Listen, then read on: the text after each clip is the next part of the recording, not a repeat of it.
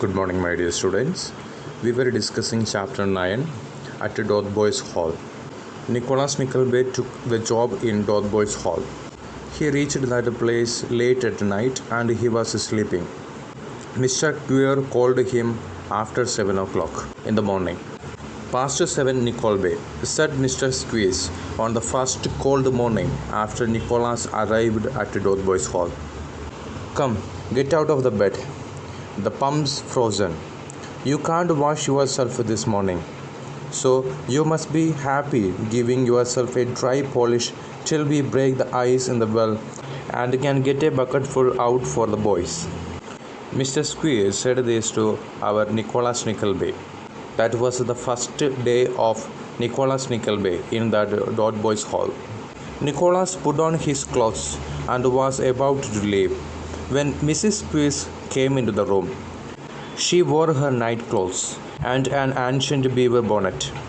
I can't find the school spoon anywhere, and it's brimstone morning today, she complained. Nicholas Nickleby put on his clothes and he was about to leave with Mr. Squeeze. Meanwhile, Mrs. Squeeze came to the room and she said that she was unable to find out school spoon anywhere. And she complained that it was a very hell morning. It is not at all a pleasant morning, very bad morning it is. We purify the boy's blood with it now and then, Nickleby, Squeeze explained. Because of extreme cold, children can get into illness. In order to save them from that illness, Mr. and Mrs. Squeeze always give them a soup. It is a medicinal soup. They explain that with that soup they can purify the boy's blood, so they will be not hungry, at the same time they will be healthy. And that soup got very dull taste. But Mr. and Mrs. Squeeze compel the children to drink that soup. It is less expensive and more productive. Mrs. Squeeze said, "Let me tell you plainly, we don't do it just for the good of it. They have brimstone and treacle because they would always be ailing and giving a world of trouble if they did not have something by the way of medicine. Also, it reduces their appetite and is cheaper than breakfast and dinner. So it does them good and us good at the same time." This is the explanation why Mr. and Mrs. Squeeze give that medicinal syrup to their children.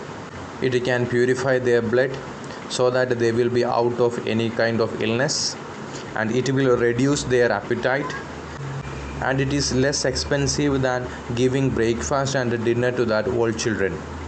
Because of that, it is a good thing for that children as well as Mr. and Mrs. Squeeze. We already know that Mr. and Mrs. Squeeze is not loving that children. They are taking all the money from their parents and putting them in suffering. This is a boarding school like the hell. Students suffer a lot here without food, without enough clothes and medicine. As Nicholas digested this information, Mrs. Squeeze went back to look for the spoon in the closet with Mr. Squeeze helping. After a great deal of fruitless searching, a boarder named Smike was called in. Boarder means a person who is living in that Dotheboys Hall. Dotheboys Hall is a boarding school, so a person who lives there is called as boarder.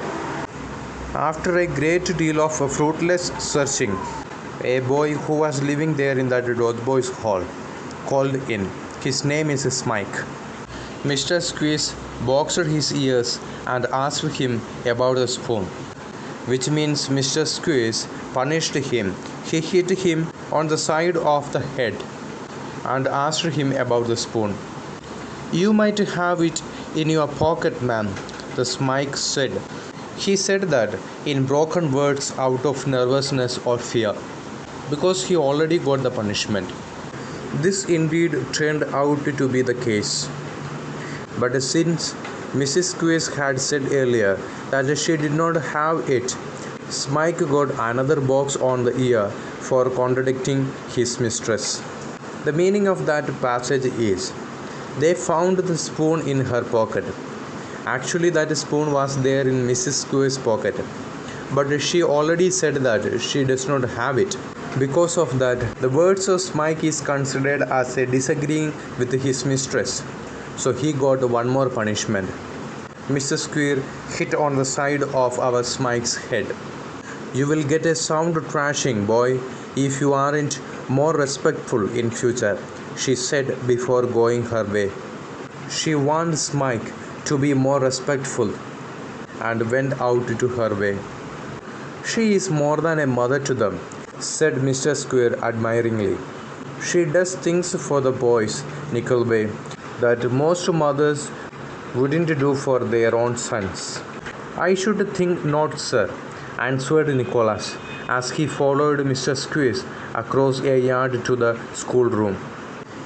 Here we can clearly see that Mrs. Squeeze's cruel behavior towards the boys is the exact opposite of a mother's care.